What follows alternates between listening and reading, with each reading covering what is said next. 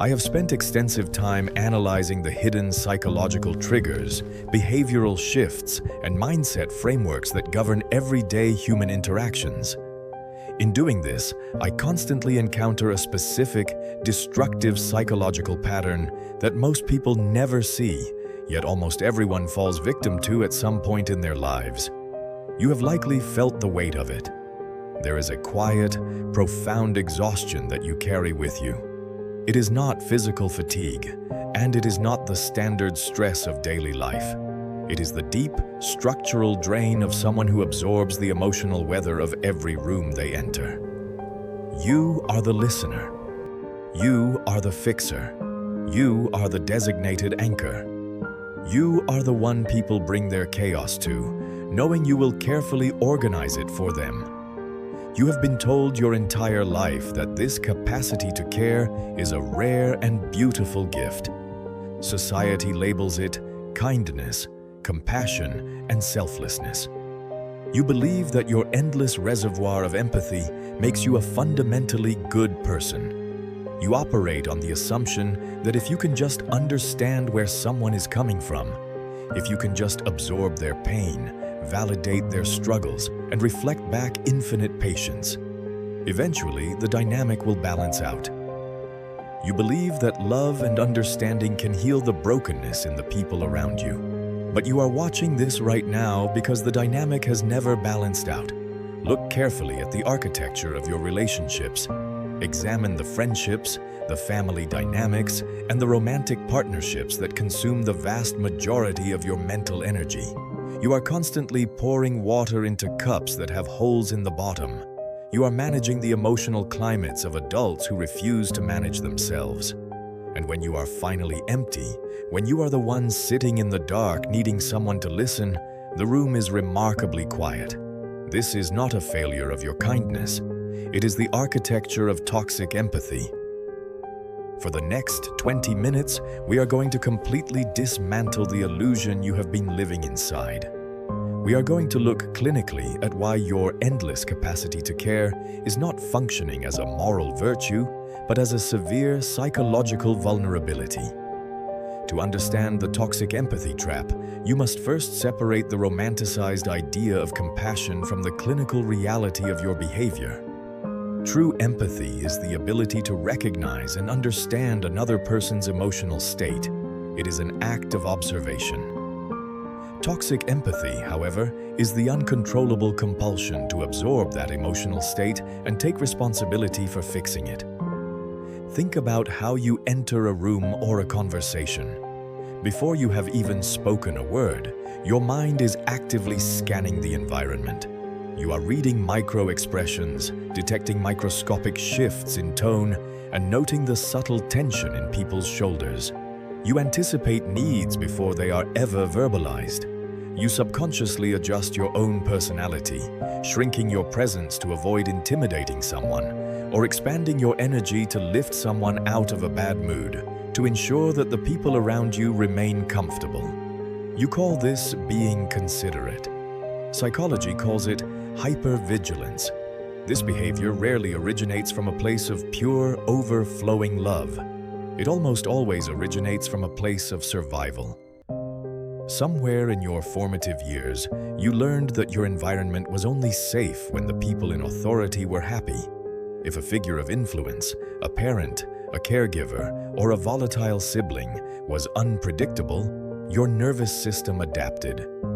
You learned that if you could anticipate their negative emotions and soothe them before they escalated, you could protect yourself from the fallout. In clinical psychology, this is known as the fawning trauma response. When faced with a threat, the human nervous system chooses fight, flight, freeze, or fawn. Fawning is the subconscious strategy of neutralizing a perceived threat by abandoning your own boundaries to cater entirely to the threat's demands. You carried this highly tuned survival mechanism into adulthood. You are still reading the room to detect threats. You are still managing other people's emotions because, deep in your unconscious architecture, you believe that if they are upset, you are in danger. Once you understand that toxic empathy is fundamentally a lack of emotional boundaries, you can begin to see why your life consistently attracts a very specific type of person. Nature operates on perfect economies. A parasite does not attach itself to a host that has no nutrients to offer. In the landscape of human psychology, people with dark triad traits, narcissists, and individuals who refuse to take accountability for their own lives are constantly searching for a reliable emotional fuel source. They require someone who will tolerate their volatility, excuse their transgressions, and absorb their projections without fighting back. When you operate with boundless empathy, you are broadcasting a signal into the dark. You are showing the manipulator that you value their comfort over your own reality. When they cross a line, you do not shut the heavy iron gate. You try to understand why they crossed the line. You analyze their difficult childhood, their current stress levels, and their unhealed wounds. You do all the heavy emotional labor for them. You believe your deep understanding will heal them. The manipulator simply knows your understanding will protect them from accountability. This dynamic is not a tragic misunderstanding. It is a perfect psychological fit. The lock meets the key. The manipulator pushes a boundary. The empathetic individual rationalizes the bad behavior, and the boundary is permanently moved. Over time, your identity slowly erodes. You become nothing more than a mirror reflecting their endless needs, while your own needs are starved into absolute silence. If you want to stop attracting people who drain you, you do not need to figure out how to change them or heal them. You need to close the emotional bank account they are withdrawing from. There is an inevitable byproduct of toxic empathy that empathetic people feel deep shame about, and therefore rarely discuss. It is resentment. If you are constantly pouring your energy into others and receiving nothing in return, the empathy eventually sours. You begin to secretly resent the very people you are dedicating your life to helping. You feel bitter when the phone rings. You feel a heavy dread when a certain friend asks to meet for coffee because you know you are about to endure a 2-hour monologue about their manufactured crises. You feel this resentment, and then immediately following the resentment, you feel profound guilt. You tell yourself that a truly good person would not feel bitter about helping a friend in need. But this resentment is not a flaw in your character.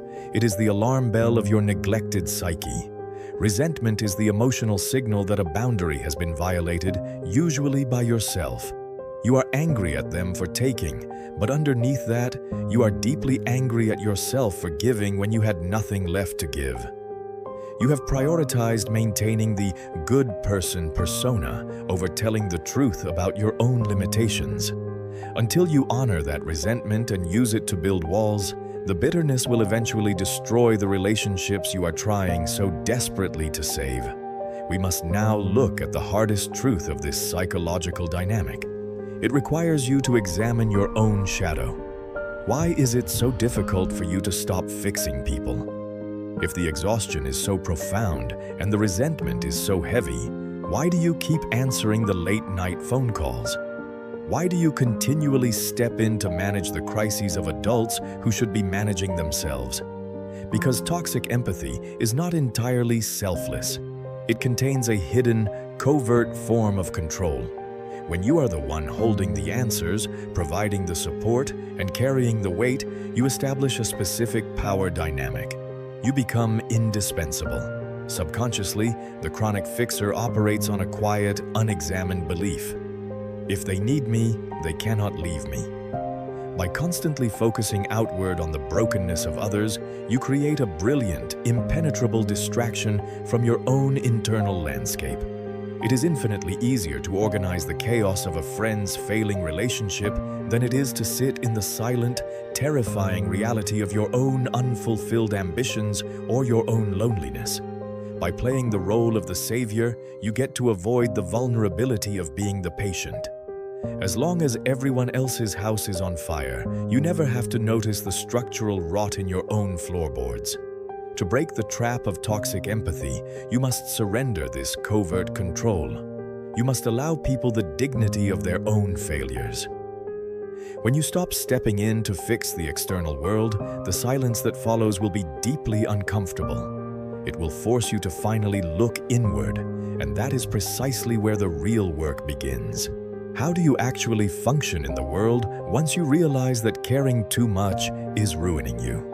You do not need to become cruel. You do not need to turn into a narcissist or shut yourself away from humanity. You need to develop what is known in clinical circles as strategic detachment, often referred to as cold empathy. Strategic detachment is the cognitive ability to perfectly understand what another person is feeling without emotionally merging with it.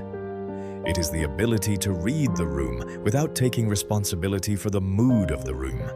It is the difference between standing on the shore, watching someone drown, and jumping into the riptide to drown with them. When someone brings their chaos to you, your ingrained response is to adopt their panic. Strategic detachment requires the immense power of the withheld reaction. When a manipulator attempts to bait you with an emotional crisis, or a chronic complainer begins to unload their unmanaged anxiety, you must train yourself to observe it. You look at it as a fascinating psychological display, rather than an emergency that requires your immediate intervention. You allow their emotion to hit the invisible wall of your internal boundary and slide off. You respond with absolute neutrality. That sounds incredibly difficult. I hope you find a way to navigate it. Listen closely to the architecture of that response. It acknowledges their reality, but it hands the responsibility entirely back to them. It is polite, it is impenetrable, and it offers absolutely zero emotional fuel. This will feel entirely unnatural to you at first.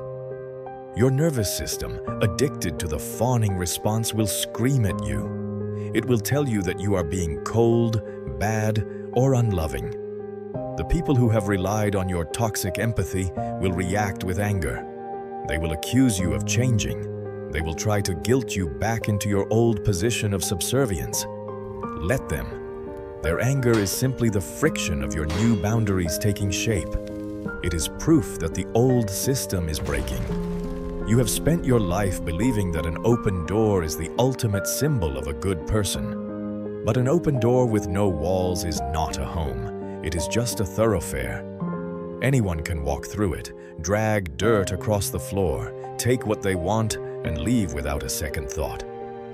Mastering your psychology means recognizing that your energy, your time, and your deep capacity for understanding are finite, incredibly valuable resources.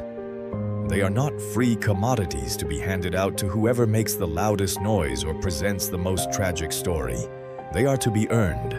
When you withdraw your toxic empathy from the world, a profound shift occurs. The parasites fall away, starved of their fuel. The chaotic dynamics stabilize or disappear entirely. And for the first time in your life, the vast reservoir of energy that you were constantly pouring into the void becomes available to you. It becomes available for your own peace, your own ambitions, and your own life.